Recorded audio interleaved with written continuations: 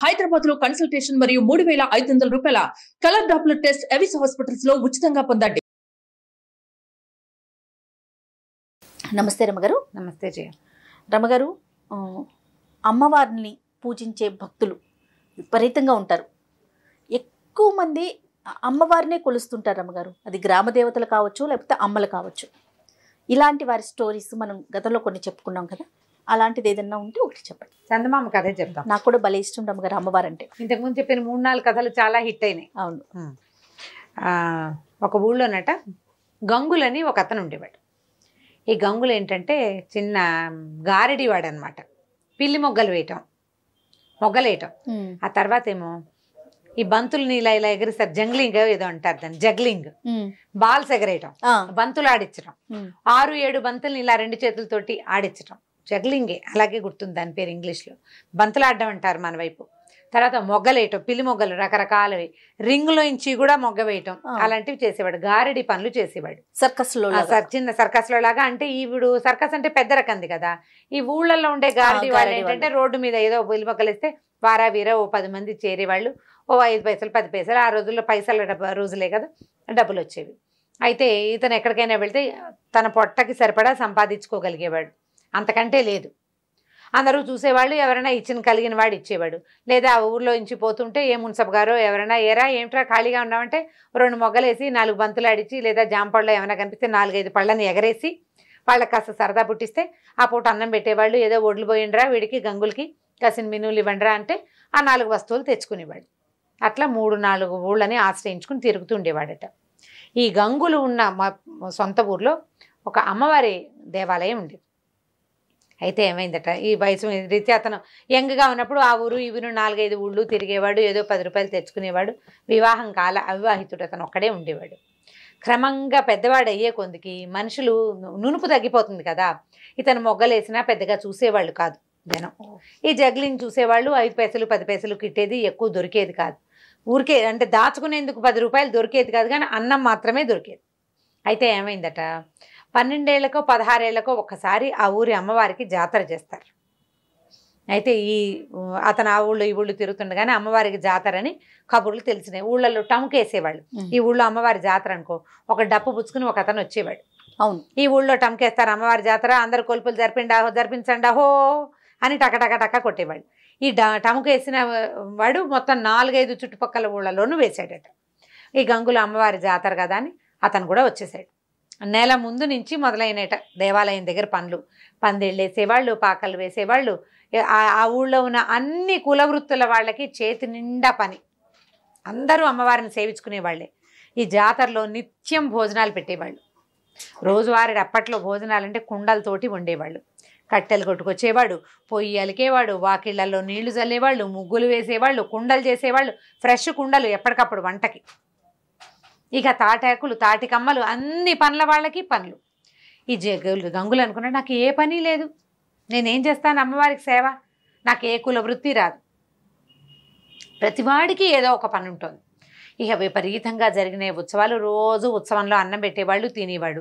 వీళ్ళ అమ్మవారిని దర్శనం చేసేవాడు. అందరూ చేస్తున్న పనులు ఏదైనా కుదిరితే చేతి సాయం చేసేవాడు. ఎవరైనా బస్తా ఎత్తున్నారనుకో ఇతను కూడా పోయి బస్తా ఎత్తేవాడు. ఎవరైనా కుండలు దొంతుగా పెడతారనుకో 4-5 కుండలు చేత్తో పుచ్చుకుని తీసుకెళ్ళి పెట్టడం. అట్లా పనులు చేసేవాడు. కానీ తనే ఒక పెద్ద పనికి సహాయంగా చేయలేకపోయినందుకు ఎంతో దిగులు పడేవాడట. సరే గడిచినాయి రోజులు. అమ్మవారు జాతర 10 రోజులట. నెల రోజుల నుంచి పనులు మొదలైనవి. పనులు అవగానే జాతర మొదలైంది. 10 రోజులు జాతర జరిగింది. ఈ 10 రోజులు పగలు ఉపవాసం ఉండి రాత్రి భోజనం చేసేవాడట ఈ గంగులు. ప్రతి పగలు ఉపవాసమే. దీంట్లో పెట్టిన పందిట్లో అన్నం తినేవాడు కాదు. సాయంకాల పందిట్లో అన్నం తినేవాడు. అక్కడక్కడే తిరుగుతూ ఉండేవాడు. సరే ఏమైందట, 10వ రోజు అందరూ మొత్తం ఊళ్ళో నుంచి వచ్చిన జనాలంతా, ఇప్పుడు మన ఊళ్ళో జాతర అంటే మనం చుట్టాలను పిలుచుకుంటాం కదా, ఈ వచ్చిన చుట్టాలు వీళ్ళంతా ఆ రాత్రి దీపాలు పెట్టే వేళకి భోజనాలు చేసి ఎవరి దారిని వాళ్ళు వెళ్ళిపోతున్నారు బయటికి. గుడి దాదాపుగా ఖాళీ అయిపోయింది. గంగులు ఏం చేశాడు, గుళ్ళోకి వెళ్ళాడు. ఈ పురోహితుడు, ఈ దేవాలయం అర్చకుల్లో ఒక ఆయన అన్ని తలుపులు 11 గంటల వేళ ఆ తలుపులన్నీ వేసున్నాయో లేదో చూడ్డానికి వచ్చాడు. జనమంతా సద్దుమణిపోయారు. ముందు రోజు రాత్రి దాకా గుడి సందడిగానే ఉంది. జనాలు ఇక్కడ పడుకునేవాళ్ళు, సన్నాయి వాళ్ళు, వాద్యగాళ్ళు, మేళగాళ్ళు, బోళ్ళంతమంది సంగీతాలు పాడేవాళ్ళు అందరూ పడుకుంటున్నారు. ఇవాళ రాత్రికి ఎవ్వరూ లేరు. ఆ రాత్రి నిద్ర చేయకూడదు. 9వ నాటి రాత్రి నిద్ర చేయకూడదనో ఏదో నియమం. 10వ నాటి రాత్రి అందరు వెళ్ళిపోతున్నారు. ఈయన తలుపులు వేసున్నాయో లేదో చూద్దామని ఊరికే వచ్చాడు. ఇంటికి వెళ్ళిపోయిన వాడే. వచ్చేసరికల్లా అమ్మవారి సన్నిధి కొంచెం ఓరగా తెరిచిందట. తెరిచిందేసరికల్లా ఈయన ఎవరో తలుపు తీశారని లోపలికి చూస్తే లోపల అమ్మవారి సన్నిధిలో ఈ గంగులు పిల్లి మొగ్గలేస్తున్నాడు. బంతులు కత్తులు పక్కన పెట్టున్నాయి. 4 పిల్లి మొగ్గలేసి బంతులు ఎగరేస్తున్నాడు. బంతులు పక్కకు పెట్టి కత్తితోటి అతనికి కరవాల విద్య అంటే అది కూడా ఈ మన గారడి వాళ్ళు చేసే విద్య అనమాట. చేస్తున్నసరికి నేను తెల్లబోయి ఇదేమిటి వీడు ఈ రాత్రిపూట ఇట్లా చేస్తున్నాడని ఏం చేశాడు, తను ఒక్కడు వెళ్ళకుండా గబగబా వెనక్కి వెళ్ళి ధర్మకర్తని మిగిలిన అర్చకుల్ని పిలుచుకొచ్చాడు. ఆ రోజు 9 రోజులు అర్చన చేశారా. 10వ నాటి రాత్రికి అమ్మవారు ఇట్లా కుంకంతో మునిగిపోయి ఉందట. మొత్తం అంతా కుంకపు రాశి. ఆ రాశిలో మునిగి ఉంది ఆవిడ. ఇంత విగ్రహం ఉంది.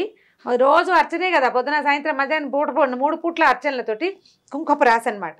మర్నాడు 11వ రోజు ఆ కుంకం అంతా తీసి పొట్లాలు కట్టి అందరికీ పంచుతారనమాట. ఈ కుంకపు రాశి కనపడుతోంది. ఆ కుంకపు రాశి ముందే ఇతను చేస్తున్నాడు. ఈయన పరిగెత్తుకుంటూ వెళ్ళి ముందు ధర్మకర్తకి చెప్పాడు. ధర్మకర్త వచ్చేసరికల్లా ఈయన తలుపు కొద్దిగా ఓరగా ఉన్న తలుపులోంచి లోపలికి చూస్తే గంగులు పడుకుని ఉన్నట్టు. పడుకునుంటే అతను పడుకున్న చోట అమ్మవారు కూర్చునుంది. పక్కన గంగుల తల ఆవిడ ఒళ్ళో ఉంది. ఒళ్ళో ఉంది. ఏం చేస్తోంది ఆవిడ? పమట కొగ్గుతో ఇట్లా ఇట్లా ఇట్లా ఇట్లా విసురుతోందట. చెమటలు పట్టి ఉన్నవాడిని వాడి మొహం మీదకి గాలి విసురుతోంది అమ్మవారు. విగ్రహం ఉండాల్సిన స్థానంలో విగ్రహం లేదు. ఈవిడ ఇక్కడ కూర్చునుంది. ఆవిడ ఒళ్ళో ఉన్నాడు. అతను ఒళ్ళో తల పెట్టుకుని పడుకుని ఉన్నాడు. ఈయన అట్లా నిర్ఘాంతపోయి నుంచున్నాడు. ఈ లోపల ముందెళ్ళిన పూజారి ఉన్నాడు కదా, చాలా మందిని 5-6 పూజారులను పిలుచుకొచ్చాడు. అందరూ తలుపు తోసేశారు కల్లా గంగులు పడుకుని ఉన్నాడు. ఇంకెక్కడ ఏం లేదు. ఈయన ఏమో ధర్మకర్త నేను చూశానంటాడు. ఇక్కడ ఏమీ లేదు కదండి, అలా ఏం జరగలేదంటే ఈ కుంకపు రాసి ఉంది కదా, ఈ రాశికి బయట వైపు ఒక పాదముద్ర ఉందట కుంకంలో. అంటే ఆవిడ అందులోంచి అడుగు బయట పెట్టి వచ్చింది. వీళ్ళెవ్వరూ దాన్ని చూడలేదు ఆ దృశ్యాన్ని. ఆ ధర్మకర్త ఆయన ఒక్కడే, ధర్మకర్త ఒక్కడే చూశాడు. మిగిలిన వాళ్ళంతా జాతరలో పాలు పంచుకొని జాతరలో సేవ చేశారు. నిజమైన భక్తుడు వీడు. ఆమెకి కోసమే సేవ. జాతరలో ఉన్న వాళ్ళంతా చుట్టాలు పిలిచారు, పక్కాలు పిలిచారు, అది చేశారు, ఇది చేశారు. ఎవరికి ముట్టాల్సిన డబ్బులు వాడికి ముట్టింది, ఎవరి గొంతుకి రావాల్సిన ప్రసాదం వాడికి వచ్చింది. వీడికి ఏదీ లేదు. వీడికి ఏమీ లేదు. కేవలం అందరూ అమ్మని సేవిస్తున్నారు, నేను సేవించలేకపోతున్నానన్న దిగులు తప్ప. తనకు వచ్చిన విద్యని ఆవిడొక్కదానికే ప్రదర్శించాడు. ఈ 10 రోజుల్లో అతను ఎక్కడ తన గారడిని ప్రదర్శించి 10 పైసలు తీసుకోలే. ఆమె కోసమే చేశాడు. ఆ కుంకపు పాద ముద్రను చూసేసరికల్లా మిగిలిన వాళ్ళంతా నమ్మారట.